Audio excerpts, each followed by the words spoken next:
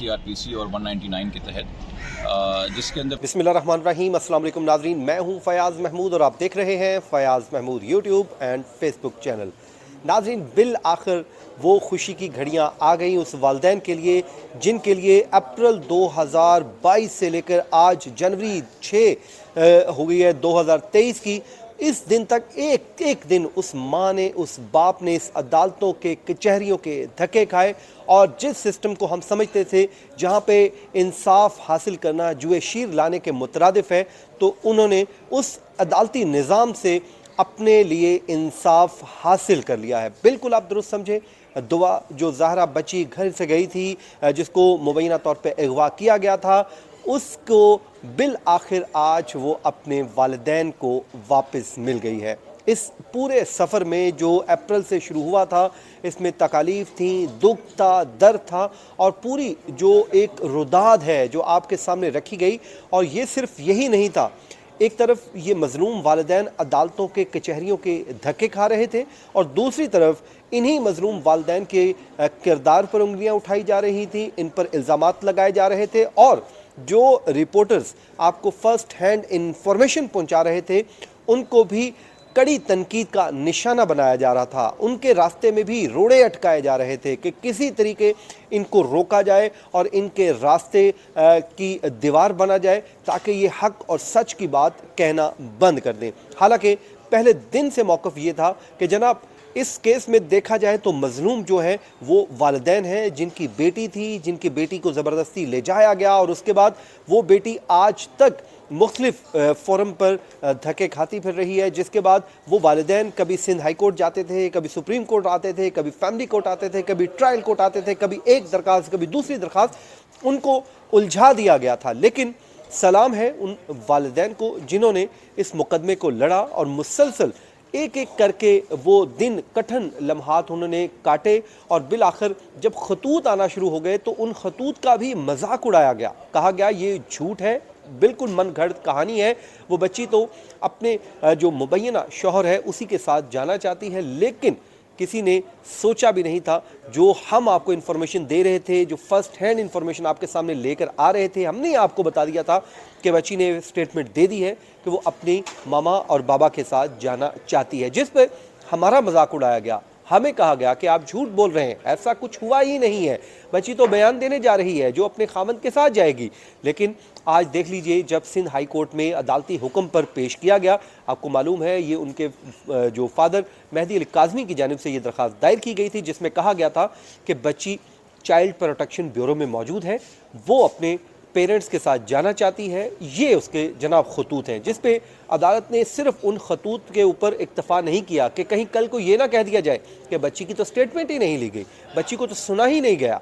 अदालत ने बहुत ज़बरदस्त काम किया। अदालत ने बेहतरीन फ़ैसला ये किया कि बच्ची को बुला लिया जाए, बच्ची को सुन लिया जाए। ऑल्दो कि बच्ची माइनर है, हालांकि मेडिकल बोर्ड उसको डिक्लेयर कर चुका है माइनर है, लेकिन अदालत ने ये कहा कि पहले बच्ची को सुना जाए, सुनने के बाद हम उस पर फैसला करेंगे। कल को कहीं ये ना कह दिया जाए कि बच्ची को सुना नहीं गया, वो जो मुबैना खतूत थे उनके ऊपर भी सवालात उठा दिए जाते कि ये तो खतूत ही उसके नहीं थे।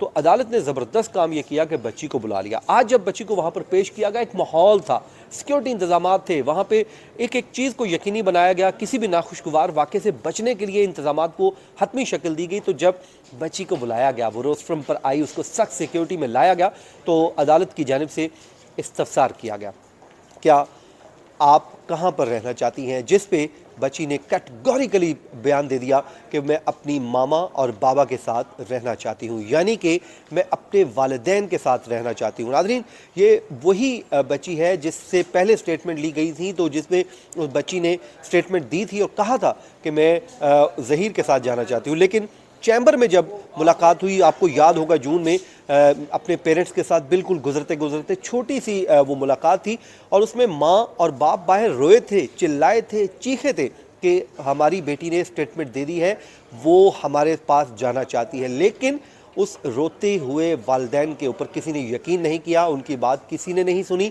और बल्कि वो सुना गया जो बच्ची ने ओपन आके कहा। हालांकि उसने उस टाइम भी अपने पेरेंट्स को कहा, लेकिन किसी ने उनकी बात मानी ही नहीं। तो आज अदालत ने फैसला सुना दिया है।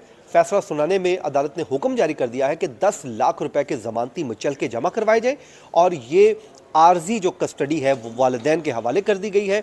अब बच्ची जो है वो अपने पेरेंट्स के साथ उस वक्त चली जाएगी जब 10 लाख रुपए के ज़मानती मुचलके जमा करवा दिए जाएंगे। यूँ बच्ची जब अपने घर जाएगी, ज़ाहिर है वहाँ पर जाके वो रहेगी और उसके बाद अपने पेरेंट्स के साथ वक्त गुजारेगी, तो उसका वो जो एक पूरे एक ट्रॉमा से गुजरी है, इससे बाहर निकलेगी तो फिर चीज़ें और खुल के सामने आएंगी कि इस बच्ची के साथ क्या क्या जुल्म नहीं हुए।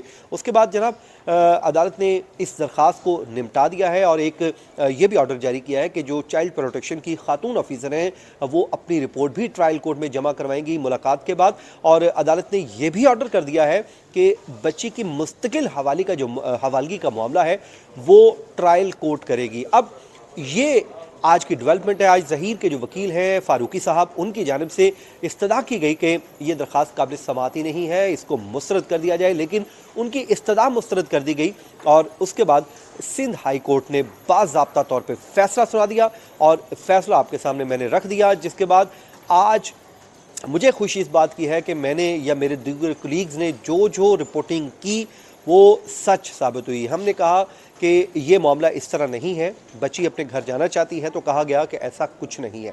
हमने कहा कि बच्ची के खतूत आ गए हैं और बच्ची ने खतूत में लिख दिया है कि मुझे अपनी मामा और बाबा के साथ जाना है, कहा गया गलत है। लेकिन आज जब वो बच्ची स्टेटमेंट दे रही थी तो मैं उन लोगों का सोच रहा था जो हमें झूठा करार दे रहे थे, जो मन घड़त कहानियाँ सुना के सिर्फ व्यूज़ हासिल कर रहे थे, लोगों को गुमराह कर रहे थे, आज वो कहाँ पर मुँह छुपाएंगे। उनको चाहिए वो आगे बढ़े, अपनी गलती से सीखें और आइंदा ऐसा किसी काम को सपोर्ट ना करें जिसमें किसी माँ, बहन, बेटी, बीवी या किसी की बेटी की इज़्ज़त का मामला हो। देखें, हम भी माँओं, बहनों, बेटियों वाले हैं। हम जब अपने लिए ऐसा कोई गलत काम नहीं चूज़ कर सकते, जब गलत रास्ता हम अपने लिए नहीं कोई सोच सकते, तो हम किसी दूसरे की बेटी के लिए क्यों सोचें। जब उसकी वो बेटी जो माँ बाप के साथ रह रही थी, 14 या 15 साल की उसकी उम्र थी, इस छोटी सी उम्र में आप उसको ले गए और उसके बाद कहा जी उसने तो पसंद की शादी कर ली। इस उम्र में बच्ची को शादी का क्या पता, ये तो उम्र होती है इंसान की खेलने कूदने की, आगे बढ़ने की।